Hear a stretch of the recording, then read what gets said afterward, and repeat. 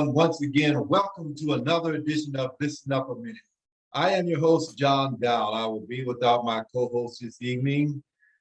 She is working on some endeavors, trying to complete a master's and just swamped with work. So you will be solo with me again on the cycle. And I will be with a cyclist, Mr. Trey Dunnaville. Originally from Roanoke, Virginia, now living in Richmond, Virginia. Mr. Dunnaville, thank you so much for joining us and good to meet you. You too. Thank you. Appreciate being here.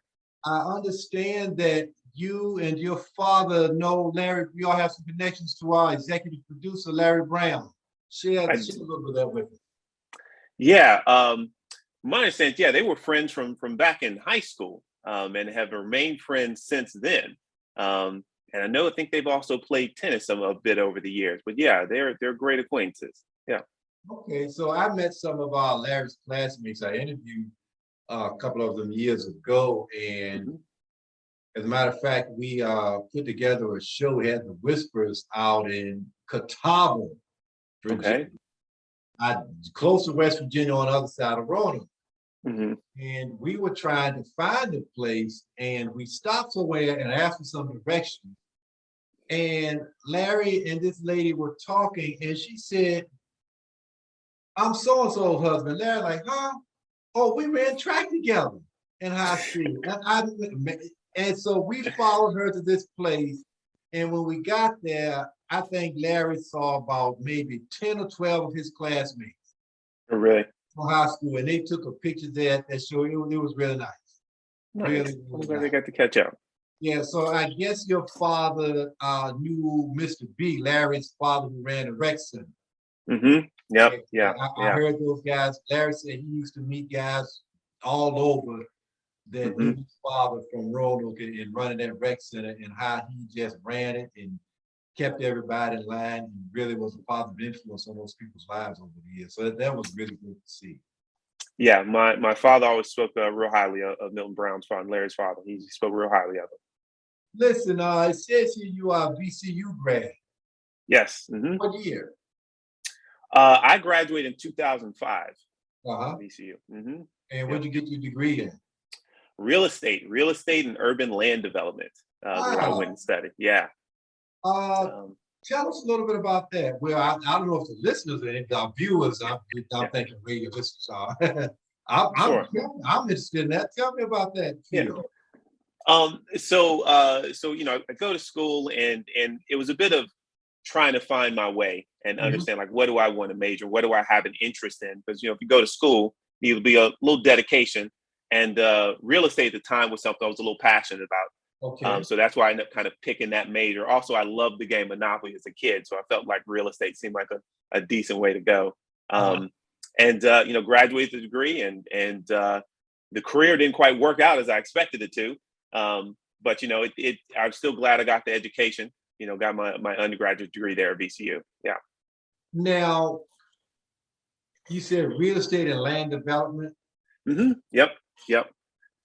So I take it it's more than just buying and selling homes and apartments and renovating and that. What's the land development part? Yeah. So there's a lot that goes into just to study real estate, because there's your commercial complexes. So your convenient shopping centers, right? Someone's got to get a new tenant into those buildings. Someone's got to manage the high rise to get tenants into each one of those floors. And the property management is where I was hoping to get a career developed in. So that's the thing that interests me, getting the new tenants to come in and use certain areas of the space in the buildings and things like that. So that's where my interest kind of lied when I was in that field of study rather. Okay. What was something that stood out as you were learning that you said, "Oh wow, that's interesting," something that really made a light bulb go off?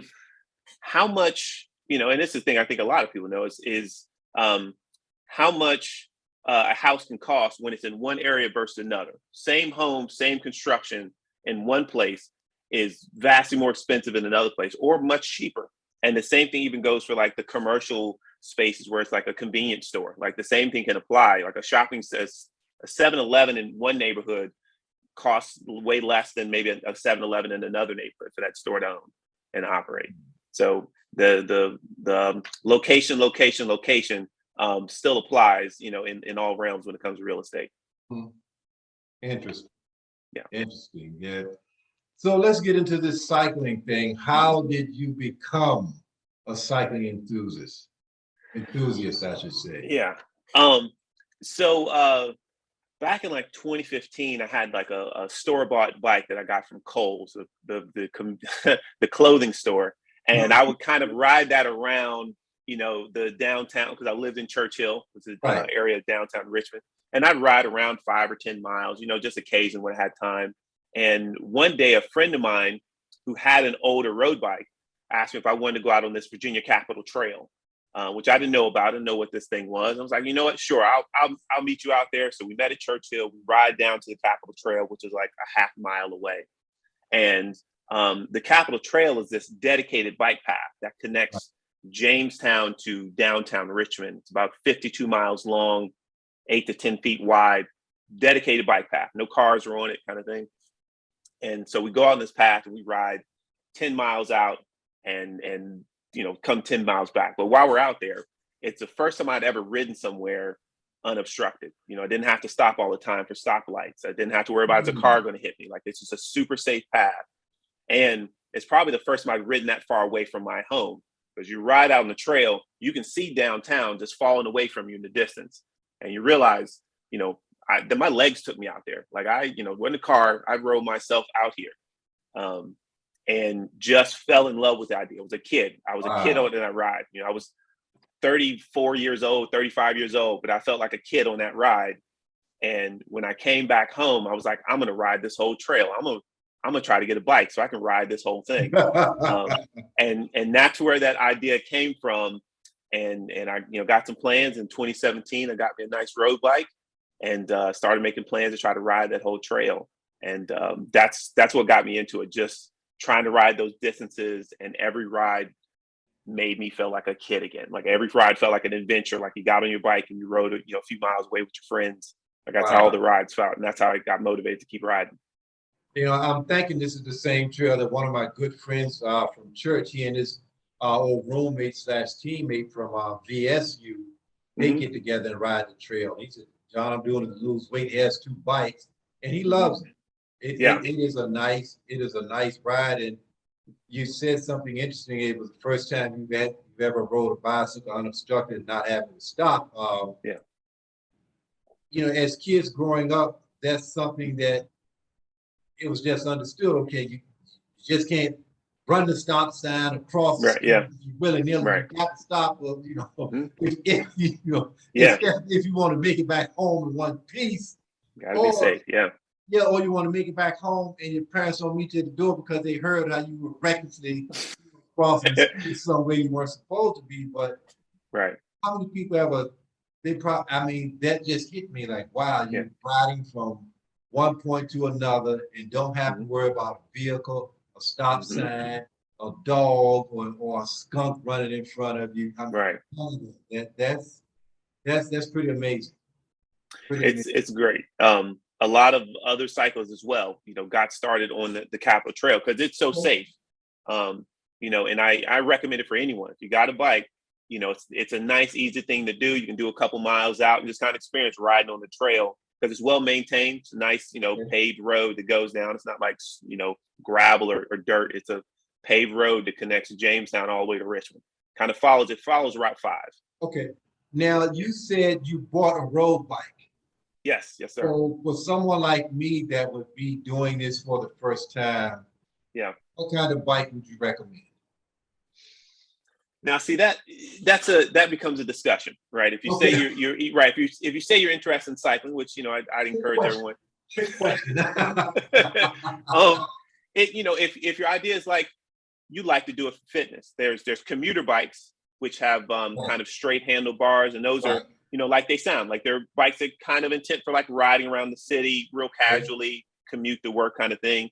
And then there's endurance frame bikes, and those are with the kind of drop handlebars you'll see here on those. Okay.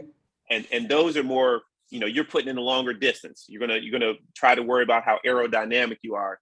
But you can get a real nice road bike for a decent amount, or you can spend a lot on a road bike if you so choose. Yeah. I've seen the prices on some of these bicycles, and it is now I'm a few years older than you, but it's a big difference from when we were growing up. Oh, I'm sure it is. Yeah. And just as a casual rider, I guess the thing was to have a 10 speed. And who thought about aerodynamics and how far you're riding and comfort? Because we were just riding from, I guess from one neighbor to another or whenever, not thinking about comfort because we weren't racers. Right. Now it's all about being comfortable and a bike that's going to fit your type of riding. So would you recommend a bike that's on and off road or more off road? I would, me personally, I think it's a little bit easier to start with an on road bike. There's no rocks. There's generally not going to be any roots you got to ride over, anything like that if you're riding on the road. So that's where I would normally to say go get you a nice road bike kind of thing. And there's a lot that would meet the needs of just I want to go on a ride and I want to do 5 miles. I want to do 10 miles comfortably. The bike will carry me there and it's not going to weigh 200 pounds. The bike itself. But comfort is should be number one on the list, because you don't want to be sitting on a bike saddle and it feel uncomfortable. And nobody wants to be in a bike saddle and it's hurting in the wrong place. Well, we used to call them seats when we were younger. What type of saddle would you recommend? Or does it depend on the individual and what kind of riding you're going to do? Many bikes will work for a lot of people, but saddles are real individual because it just depends. Like saddles have different kinds of curves to them, different dimensions, different kind of materials they're made of. So it is a real particular thing with the saddle. And the recommendation is to just try lots of them. Because you might buy a bike, you might get a bike for a nice price. It's comfortable, but the saddle, the seat doesn't work for you. So you can change out just the seat. You can change just the seat out.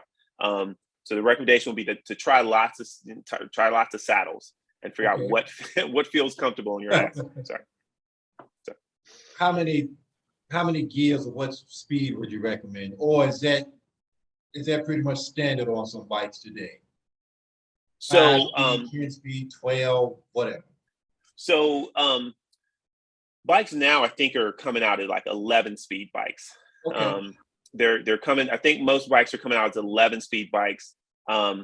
Does it matter if you have a 10 speed, 11 or a 12 speed? It just means that's the range of gears you have on your bike. How many times can you switch gears?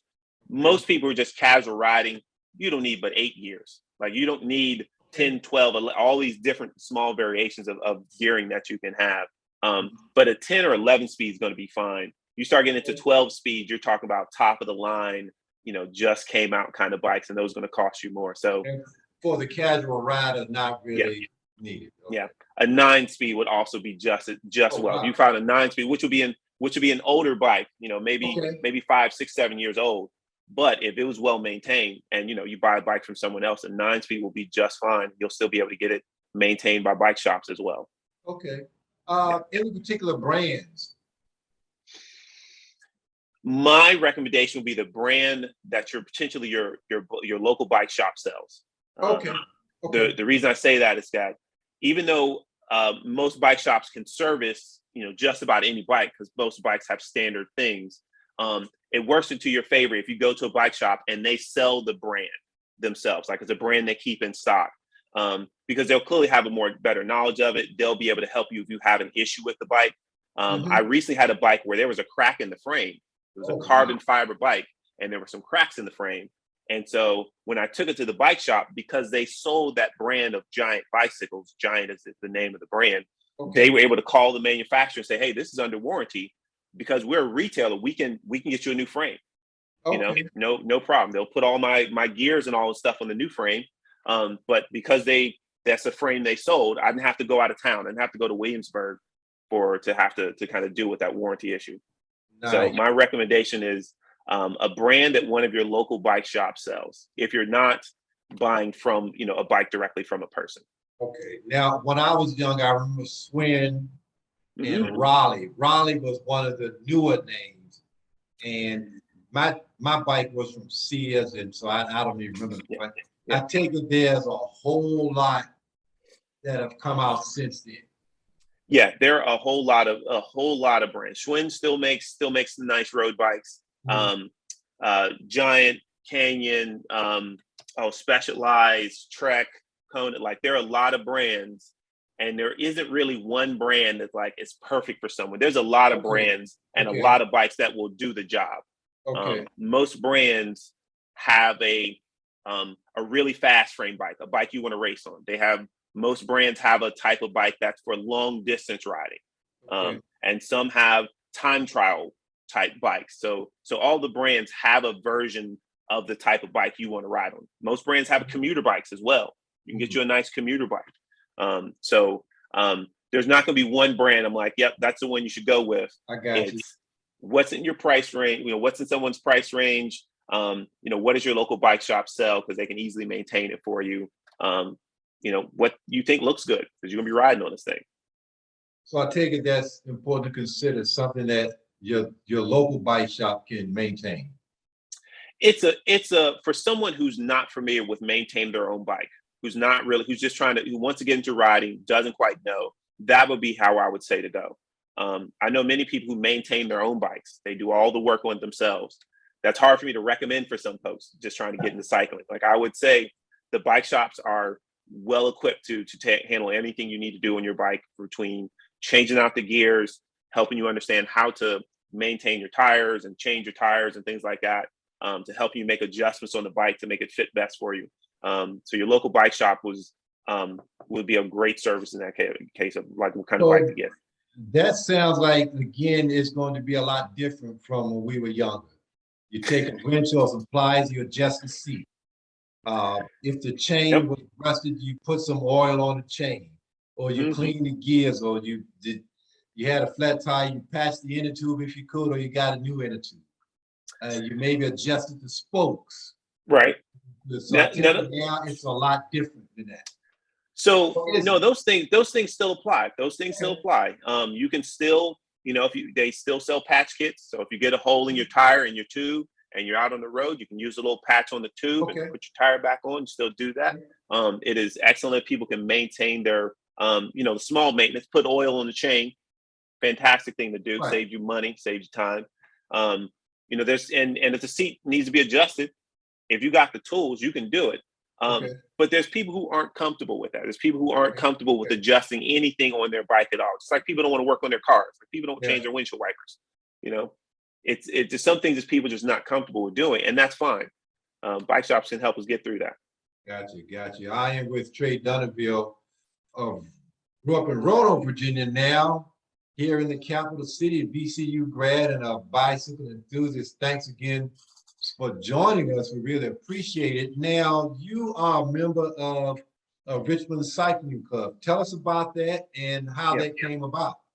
yeah, um, yeah. I'm a member of the Richmond Area Bicycling Association, or just normally just call it RABA for short. Um, and so I joined the group when I first started cycling, and I was looking for people to ride with. I didn't know any cyclists in my normal circles. So when I was going to bike shops occasionally, they would have flyers about, here's RABA. They have rides, and RABA has or was having prior to COVID new rider rides. Like I think the first Saturday of every month, and they would show you how to ride with a group. It's a little different than riding on your own. Mhm. Understand how to ride with people. So I showed up for one of these rides, and I was like, I like riding with people, like as opposed to just riding on my own. Okay. And became a member. Paid my dues, and they have rides every day. There's rides, Wow. in the Okay. morning, Nice. midday. There's people retired that ride all the time. So any day you want to ride, even if it's 20 degrees out, they have rides that are going, and they send out emails all the time. So that's how I joined the club. Okay. Yeah. What do you enjoy most about that? The community, you Okay. know, it's a wonderful thing to kind of find a group you belong in, or new group Hmm. you belong in, right? Hmm. That you share a passion about a thing. And Okay. so, when I was out riding my own, I enjoyed it. It was an adventure of my own, but it was a great thing to meet other people who had the same sentiment of they love to ride. They weren't necessarily like, I'm trying to get super fit. It's just they enjoyed the ride. and just meeting hundreds, thousands of other people who were trying to do the same thing. Uh-huh. It was just comforting, and I enjoy riding with friends. I got a nice group of people that we ride locally quite often, and occasionally we go on trips and ride in other places. But it was a community that I enjoyed the most, as opposed to joining RABA, the group. Yeah. Are there helmets worn now? Yes, all the time. It's not on a RABA ride. We highly advise everyone who joins a ride to have a helmet worn, to be wearing a helmet. Now, one of my good friends and I, we were talking about this years ago. She's like a sister to me. She said, Jay, we didn't have helmets when we were growing up, and we didn't have knee pads. I mean, if you failed, you scraped your knee, you got up, and that was the end of that. I have a hard time now understanding why everyone has to have a bicycle helmet when we grew up without a helmet. And you know what? That's a thing to ask. I would say, as far as I know, bicycle helmets don't prevent you from getting into an accident. Like, they don't prevent the car from coming out in front of you. They don't prevent the hole, in the ground kind of thing. It's definitely in case something happens. It's an insurance. And some bicycle helmets make you look cool, and some don't. But it's you wear it for the safety. You wear it for that one time when you crash and you hit your head, and you're like, you know what? I wore this helmet 500 times, but I'm glad I wore it this one time. That may be one of those just changing with the time sort of thing. Yeah, like I said, my friends, cousins, and relatives, nobody had a bicycle helmet. Nobody ever thought about one. And now we had some scrapes, but no one had any real, where you laid up for 3 days. Right. Fortunately, to my knowledge, I don't remember any of my, friends or relatives, anybody getting hit by a car into a truck. Thankfully, I had some close calls, but so I don't know. It's just interesting to me to see parents have their children with helmets on, but these parents didn't have anything close to a helmet when they had bicycles. And it's as we get more information, we say, like, maybe we did something we shouldn't, like seatbelts didn't exist, for a long time. Right. So and helmets they're not required. In some events that we go to, you can't ride without a helmet. Like, they won't even let you participate without a helmet. I can understand that, because sometimes we can be rather silly, and I'm being polite by using silly when it comes to suing somebody because of something we did or didn't. Right. So I can understand that. Yeah, I can understand that. Tell me, what as a virtual what do I do as a virtual ride director for RABA? Virtual ride director. Tell us about that. Yeah. So I'm a member, and I'm on the board of RABA as well. As of the start of 2021 is when I got on the board. And the virtual ride director position was created kind of after the pandemic started. And when the pandemic's a bit of a story here. So the pandemic started, March of 2020, everything shut down, all lives changed. RABA also, around that time, we also made a decision as a group to not have in-person rides. Because one, I think in the state, you couldn't even have gatherings for a few months. So at the time, there's a cycling program called Zwift, an indoor program that kind of, you've heard of, like Peloton, where you can, like, people can ride their bikes together virtually, right? It's a similar program, but it's a bit more interactive. And so many people already had this thing where they were riding it at home. And a friend of mine asked me, Trey, we know this Zwift program allows you to ride as a group, at home. Somebody else, you're at your place riding your bike, I'm in my place riding my bike. But on the screen, you can see our little avatars, little people riding on the bikes together, like a video game. And so my friend says, can you figure this out? Can you figure out how to that we can do group rides virtually as a cycling club? And so I figured that out. I figured out how to, like, get some cycling clubs, some group rides hosted. and I hosted rides virtually, like a Zoom call. Like we'd call each other, we'd talk to each other while we were riding at home, so while we were sweating together. And I did that all the way through 2020. And eventually they asked me, would I like to be an official position here? So I managed those rides virtually for the club, for the last 2 years. Sort of like what I'm doing now on this very nice bike, which is not a Peloton, by the way. All right. And I'm not working up a sweat, but I'm telling you, I love those, is it the Allstate or State Farm Mayhem commercials? Mm-hmm. And, if I could do something like that on this Mayhem commercial, I think the commercials are funny, but in real life, that right, yeah, nothing like that is funny if it happens. But we won't be doing any Mayhem reenactments. So. Please don't. I can tell you that. Fitness in cycling or fitness in the trail riding. How does that? Yeah. Or what does it mean for you? I was fairly close to maybe a step away from a couch potato before I started cycling, and so once I did, it was the first time I'd ever regularly done any kind of activity, weekly kind of thing. It was the first time I'd really ever. So, it was a lot of learning, like, what does it mean to be active, all the time. And so things just became a bit, after a couple months of riding, day-to-day chores actually became a little bit easier. I'd gotten a certain amount of fitness. And, going up the stairs became easier, like doing the daily chores. I just had more energy to do the daily activities just from doing all this riding I had been doing. And so I hadn't been considering like, oh, I'm trying to become an Ironman, do these really big events. I would just want to ride, but I noticed these benefits of just doing it so often that like just the day-to-day stuff became a bit easier because I'd gotten into a bit of shape then. How did you feel after your first ride? Oh, my first ride, it was exhilarating. Like we'll say the first ride when I was like, I'm going to do this. It was 38 degrees outside and I just got in the bicycle and I was like, I'm going to ride because I got this thing. Okay. And I put on 2 layers of clothing that were not meant for cycling. And I think I rode 6 miles. I was like, I got this bike. It's too expensive not to wait till the next weekend. So I went out and rode. It was late in January that year. Yeah. And it was super cold. Hands got cold, fingers got cold, but I loved it. I was like, yeah, this is my bike. I'm gonna do this more. So yeah, I didn't go too far, but I loved it and I was ready to do more.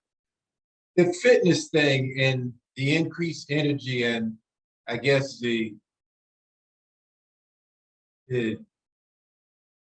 as things became more easier, did you notice that gradually or was it like, oh, hey, I just finished this, so I just walked up 6 flights of stairs and I'm not breathing as hard? How did that? Some of it was gradual, like the day-to-day chores. That was gradual, like because I could think about like, oh, it's been 8 months of me riding, and like, wow, I'm still up. Like I did all this stuff during the day, and I'm still up. Like I'm not feeling tired. But it was occasions when I'd have to do something where I had to exert myself more. I had to go up 4 flights of stairs because I was in a building, and then realized I got to the 4th flight, and I was like, wait a minute, I'm not huffing and puffing here. Like that's a thing, I could tell those differences, but I'm not going upstairs all the time. But when it happens, then I'm like, okay, there's been some benefits here. Mm-hmm. I asked because when I first started going to the gym on a regular basis, and I got more consistent and started dieting consistently and improving my diet. The changes were gradual, and I noticed that some things came easier, and I could walk 2 miles and not be out of breath, and the person beside me is like, well, hey, oh, I'm not tired. Okay. Yeah. And so you don't notice it until you actually get finished the task. Right. And you're not worn out, or the task doesn't take as long, or it's not as hard. It's pretty amazing. Like, oh, it's pretty good. There's something to this thing. Yeah. Yeah. Just being able to take a walk a little bit longer with friends or good company. Like that's a benefit that I enjoy all the time. And I found that I sleep a lot better. When Sometimes I've been to the gym and done a particular exercise or a more strenuous workout, slept a lot better that night. Mm-hmm. And you're like, whoa, it's pretty interesting. Pretty interesting. Yeah. What would you recommend for the person that wants to join Robert or just wants to get a bike and just start riding around the neighborhood, or from one point to, say, you want to go from your place to, I don't know, a meeting across town or to your friend's house or Yeah. church meeting? What would you recommend? The first thing is always just do it. Okay. But do it safely. If it's the idea is like I just want to start riding more. Then if you've got a bike, if you get a bike, you don't have to spend a lot on a bike. Like there's definitely some expensive ones, but you do not need to spend a lot of money on the bike. Find what's comfortable in your price range and figure out if you want to do this all the time, or you just want to do it occasionally. You just want to have a nice bike to ride on. And just get out and just kind of ride around your neighborhood probably first. Probably make a short ride that's easy to bail on your first one, as opposed to like, let me just ride across town without any preparation. And once you've gotten comfortable, like riding around your neighborhood, and I can stop easily. I know all the gears work. I know how the brakes work. The bike's in a good condition, and like go a little further. And do that each time. You got comfortable, just go a little further each time.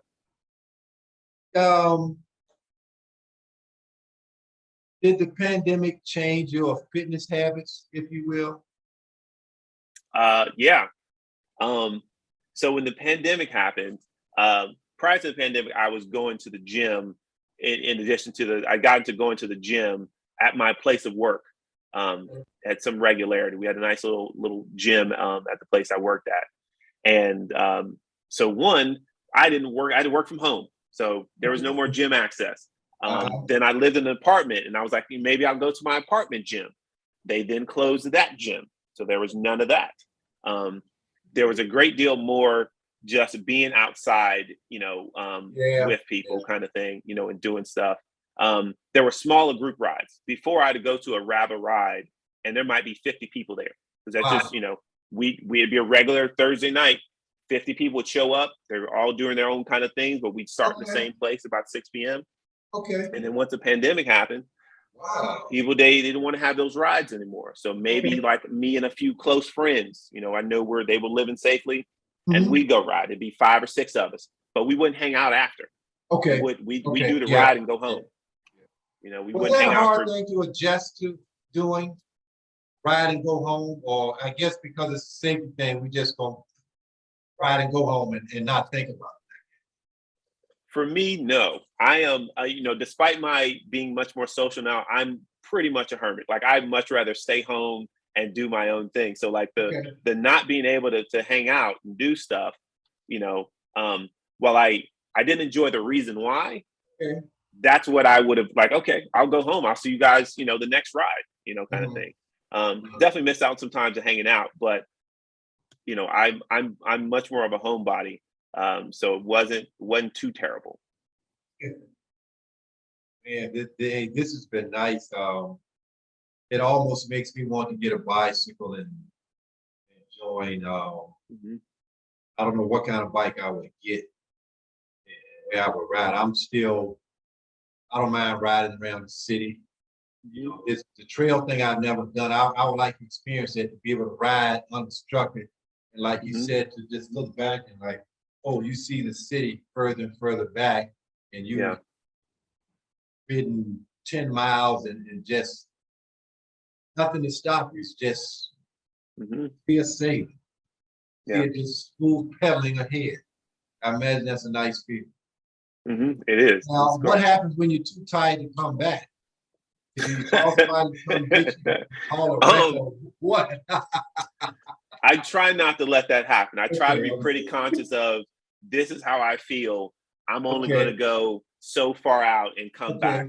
But thankfully with the bike, you can go out at one speed and come back at half the speed, kind of thing. You can cruise, you can take a walk, you can rest, coast on the bike a lot more than you can running. You got to carry yourself there and back. On a bike, you can coast a long way. Oh, nice. but yeah, I've not yet had to call someone because I went too far and I couldn't get myself back home. I think all the rides, despite me getting back super tired, I've been able to like to carry myself back. Uh-huh. Um, when you first started, and maybe I should have asked this earlier, did you feel any fatigue or, I guess, well, yeah, cramping or fatigue in your legs or lower extremities from the, I guess, extra pedaling, if you will? Yeah. So my, yeah, I mean, I hadn't, when I say I was pretty close to couch day, like I hadn't done running.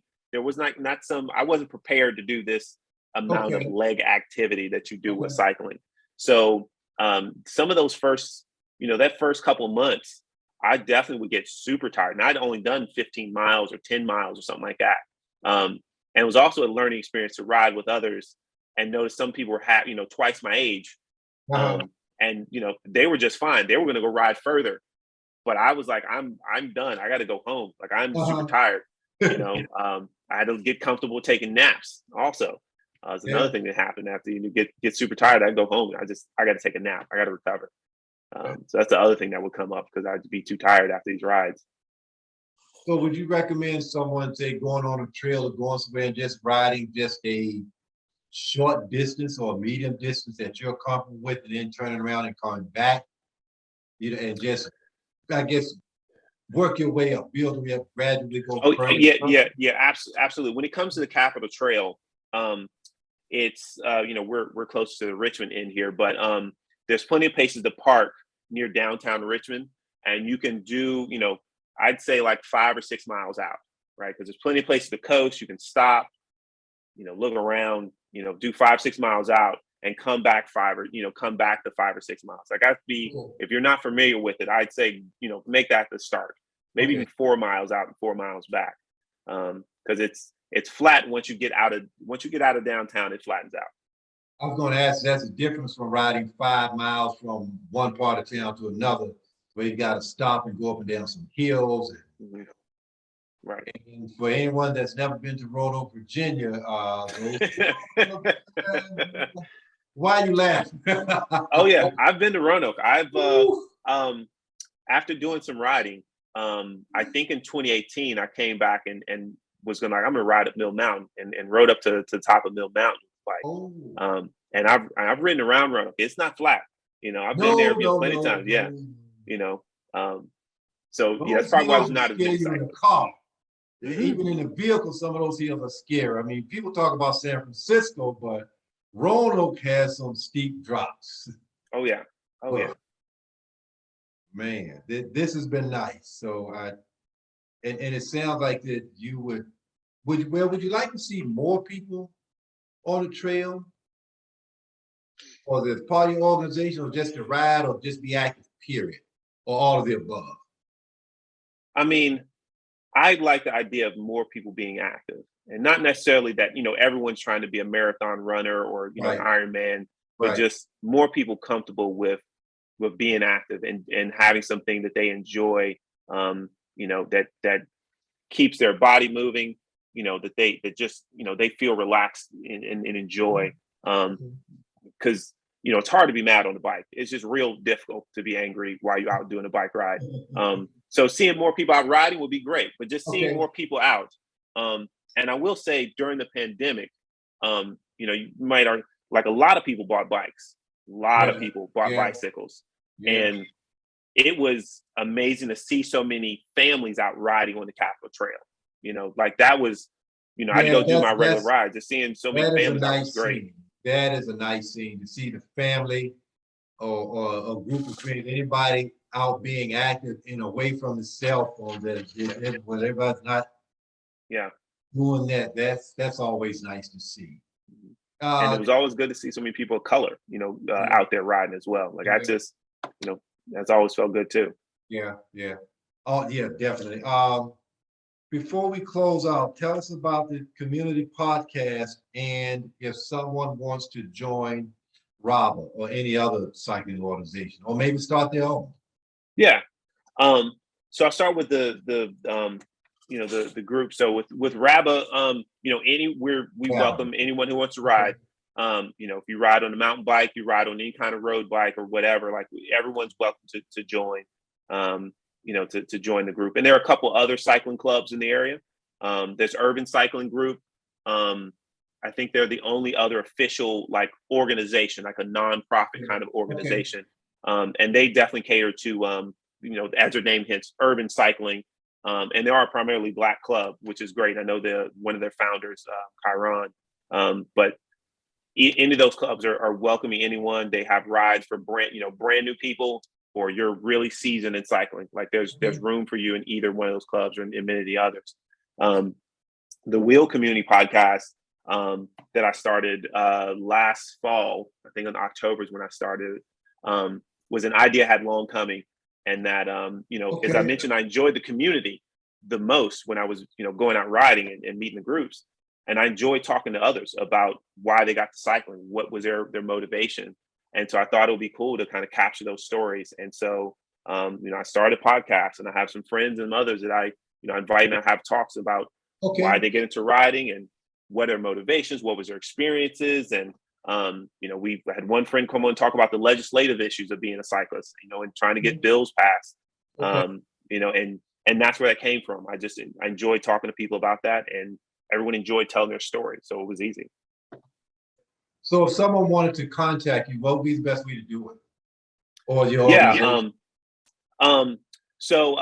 if someone is interested in finding out more about Richmond Area Bicycle Association, they can go to raba.org, RABA.org, and find out more about the organization. And then if they're interested in contacting me, they can get me at, my name, Trey.Dunnaville@gmail.com. I didn't spell that out for you. But that's how they can get in touch with me. They have interest in, either cycling, get into it, or the podcast, or would like to, get some personal information about RABA. I'd be glad to help them with that. Okay. Well, listen, we will certainly run that on the bottom of the screen as a part of this post-production effort. Trey, I want to thank you. Good meeting you, and hopefully we will run into each other again. Yeah. Stay safe out there. To all of our viewers, thank you again. Hey, safe cycling. And I know I said earlier I wasn't going to do the mayhem thing, but I think I lied. I'm gonna see if I can just fall off here and get a laugh or something. In the meantime, for Trey Dunnaville, Larry Brown, our executive producer, and Derek Wright, who without him, we just be talking to ourselves. I am John Dowl. This has been Listen Up a Minute. Thank you all so very much. Take care. Until next time, folks.